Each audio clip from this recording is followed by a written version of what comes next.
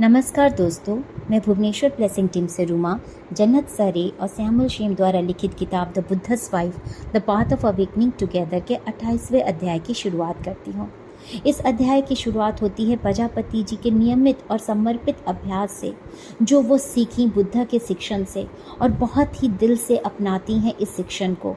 प्रजापति जी, यशोधरा जी और संघ की बाकी मठवासिनी जो बुद्ध के संग में थी, सब दूर रहती हैं मठ के भिक्षुओं से, अपने शिविर से।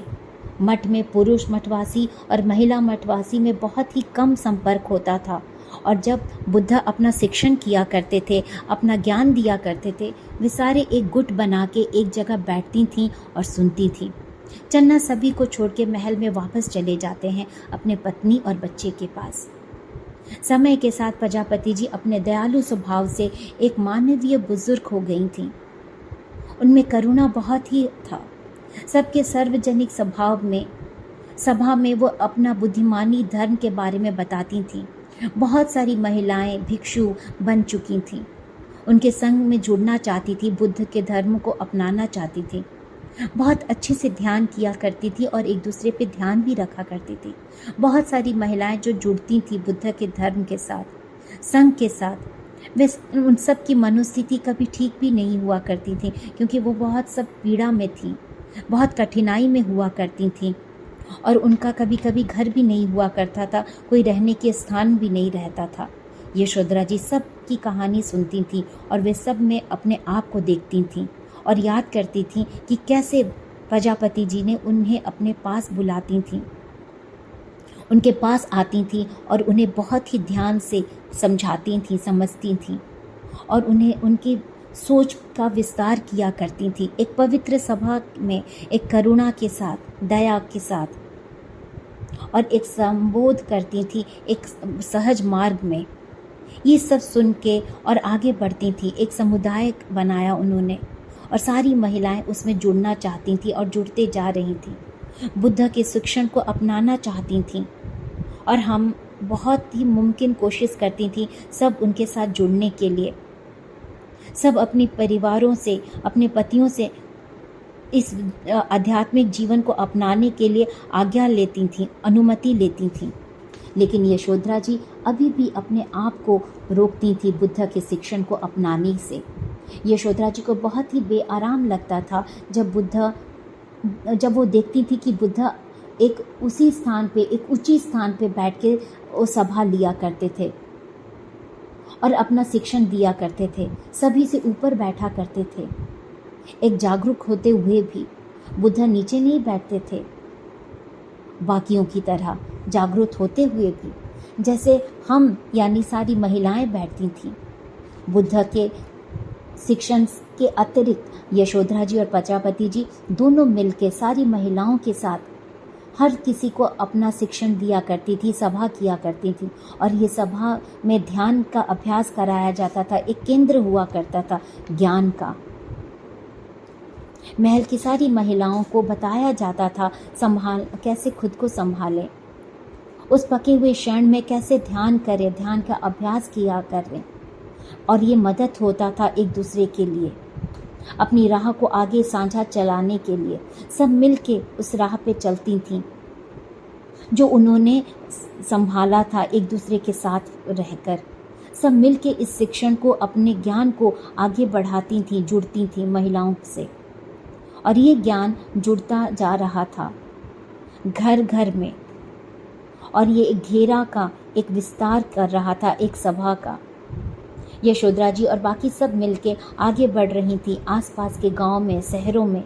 यशोधरा जी पूरी कोशिश कर रही थी कि इस शिक्षण को सभी को दें, सारी महिलाओं को दें, सबको मुक्त करें उनकी सारी दैनिक जीवन की पीड़ा से, घरेलू अत्याचार से, और तो और जो लाचार थीं, बेबस थीं अपनी कठिन परिस्थितियों में, उन सभी को शरण दिया। प्रजापति जी का ध्यान ज़्यादातर केंद्रित था बुद्ध के मठवासी संघ की महिलाओं के भिक्षुओं पे। सभी भिक्षुणी बिल्कुल अलग रहती थीं संघ के भिक्षुओं से। भिक्षुएं महिलाएं समुदाय की निगरानी और विनम्रता के साथ, कानून के आदेश के साथ जो बनाया गया था उसकी मान्यता के साथ कभी कभी भिक्षु बुद्ध के संग के में जाती थीं और कभी बाहर से ही रह के सुनती थीं और नई महिलाओं को जोड़ती थीं इस संग में। कभी कभी यशोदा जी अपने पुत्र को भी देखती थीं, थोड़ी देर के लिए ही सही, कम से कम जब वे अपने बाकी भिक्षुओं के साथ जब वे दान लेने जाते थे या लेकर आते थे बाहर गांव से। या दूसरे पड़ाव में यशोधरा जी को ये महसूस होता है कि राहुल अपने पिता बुद्ध और अन्य पुराने बड़े भिक्षुओं की चापलूसी में अपनी माँ यशोधरा जी को ज़्यादा से ज़्यादा दूरियां बना ली हैं। जितनी बार वे राहुल को देखती थीं उतनी बार उन्हें बहुत तकलीफ होती थी, दुख से भर जाती थी। अब प्रजापति जी को यशोधरा जी की पीड़ा बहुत ही महसूस होती है और यशोधरा जी का स्वभाव राहुल के प्रति मनमुटाव वाला होते जा रहा था और बुद्ध के शिक्षण के प्रति भी पूरी तरह से अनिच्छा उत्पन्न होते जा रहा था। आखिरकार प्रजापति जी इस बारे में इस टूटे हुए मित्रता जोड़ने और सुधारने के लिए सुझाव देती हैं कि यशोदा जी उनके साथ एक सभा में बैठे, अकेले और खुल के बोलें और सब समझें और समझाएं। और फिर प्रजापति जी और यशोदा जी अकेले में बैठती हैं और दोनों बोलते हैं।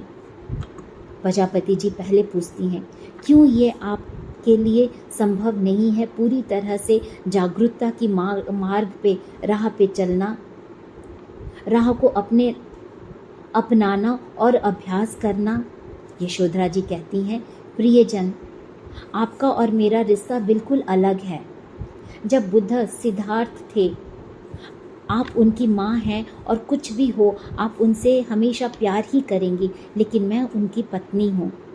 उनसे प्यार किया, उनके साथ जुड़ी, उनके बच्चे की माँ बनी, जन्म दिया, उसको बड़ा किया। पूरी तरह से हमारी अलग रिश्ता है और इतने सालों में भी वे आज भी सिद्धार्थ ही हैं मेरे लिए।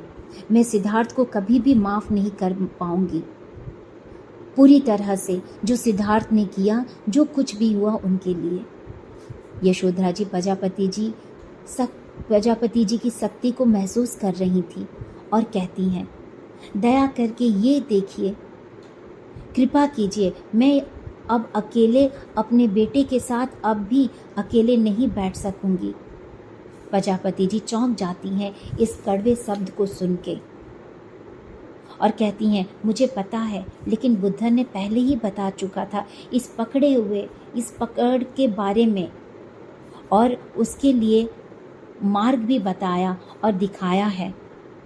यशोधरा जी कहती हैं, पकड़, जोड़, यानी कि माँ बेटे का संबंध, ये गहरा संबंध क्या जोड़ है, पकड़ है? ये प्यार इतना गहरा है कि क्या कोई पकड़ बताएगा? क्या इसकी गहराई कोई बता पाएगा? ये जानने देना कि या छोड़ देना, ये संबंध का त्याग करना, क्या ये सही है? ये हो सकता है? ये बात हम सब मिल के एक संग में साथ साथ रहें और मिल के आगे बढ़ें, ये एक अटूट और विशेष संबंध है। मुझे नहीं लगता है कि मैं अब यहाँ रहूँगी। और चुप हो जाती हैं और आगे कहती हैं, प्रजापति जी, आप मेरी हमेशा प्रिय हैं। मुझे पता है मैं आपको निराश कर रही हूँ, लेकिन ये है, मुझे जाना ही होगा। दर्ददायक है, लेकिन यही एक उपाय है मेरे जीने के लिए। प्रजापति जी, आप मेरे जीवन में दया और करुणा लेकर आई हैं। जब मैं जीवन को त्यागने के लिए तैयार थी और मैंने जीवन को तब आपने मुझे जीवन चुनना सिखाया। मुझ में एक अजीब सी चेतना जगाई जब संघ में मैं जुड़ी और अपने आप को पूरी तरह से समर्पित किया इस संघ के मार्ग में। इस संघ के साथ जुड़ने के बाद जीने की चाह हुई मुझ में फिर से। जब मरने के लिए मैं तैयार थी, जब सिद्धार्थ छोड़ के अचानक मुझे चले गए थे और हमारे बच्चों को, मैंने फिर से जीने की सोची और फिर चुप हो जाती हैं। फिर से जिंदा हुई जब मरना चाहा। सब कुछ थम सा गया था। उन दोनों के बीच में एक लंबी खाई थी, विराम हो गया था। फिर प्रजापति जी उनके पास जाती हैं और यशोधरा जी के हाथों को अपने हाथों में लेती हुए बहुत ही विनम्रता से कहती हैं, हाँ, वे हम सबको बहुत ही पीड़ा दर्द दिए, लेकिन ये पीड़ा ने जन्म दिया हमारी मार्ग को, हमारी साझा जागरूकता की मार्ग को, और इसी के लिए हम सबको आभारी होना चाहिए। यशोधरा जी हामी भरते हुए कहती हैं, हाँ मैं हूँ।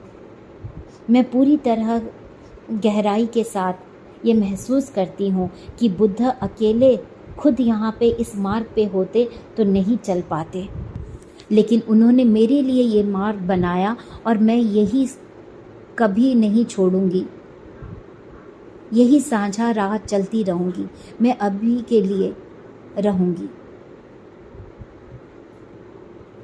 और फिर यशोधरा जी कहती हैं, क्या ये दोनों शिक्षण को एक साथ लेके चल सकते हैं, लेके जाया जा सकता है?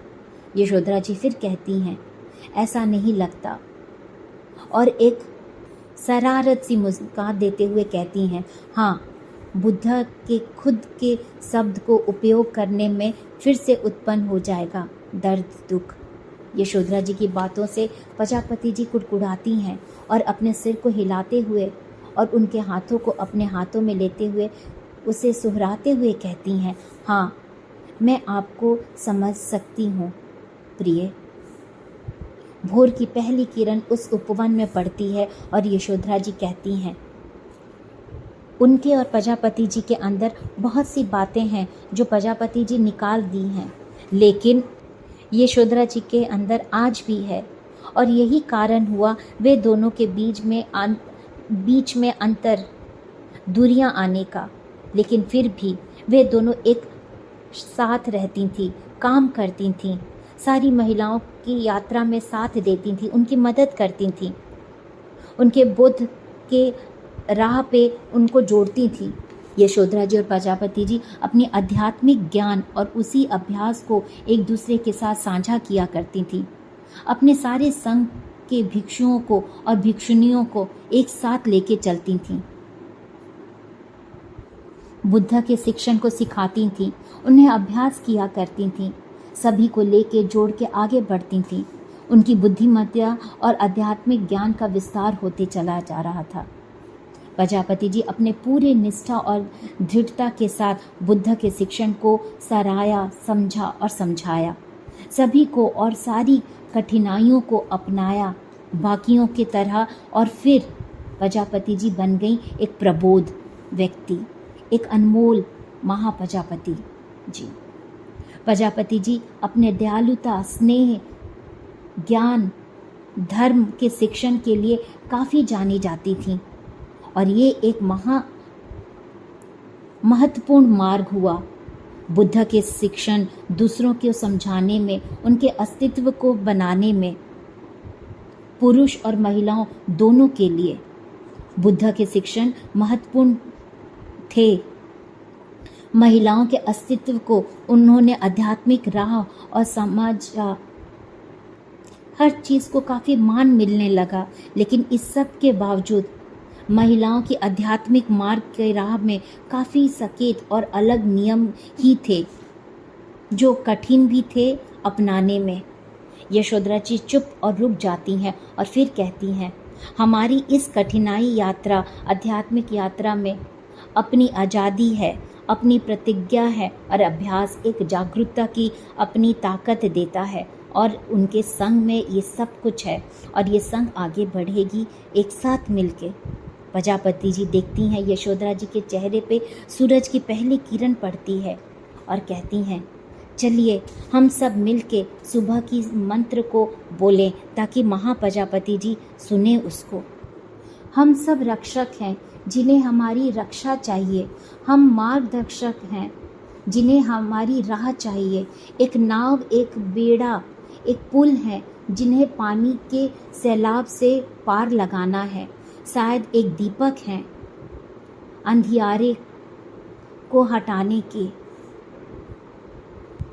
एक शांत चित स्थान है, हार या परेशानियों के एक दवा है उन सब बीमारों के, एक भरा हुआ फूलदान, एक चमत्कारी वृक्ष, एक आश्रय है सभी भीड़ के लिए, शायद हम सभी को जोड़ने के, एक करने का जागरूक करते हुए हम इस पृथ्वी और आसमान की तरह एक स्थायी रूप से तब तक जब तक सभी जागरूक मिल के नहीं हो जाते हैं और सारी दुख से मुक्ति नहीं हो जाती है। और इसी प्रार्थना के साथ ये अध्याय यहीं समाप्त होता है। नमस्कार दोस्तों।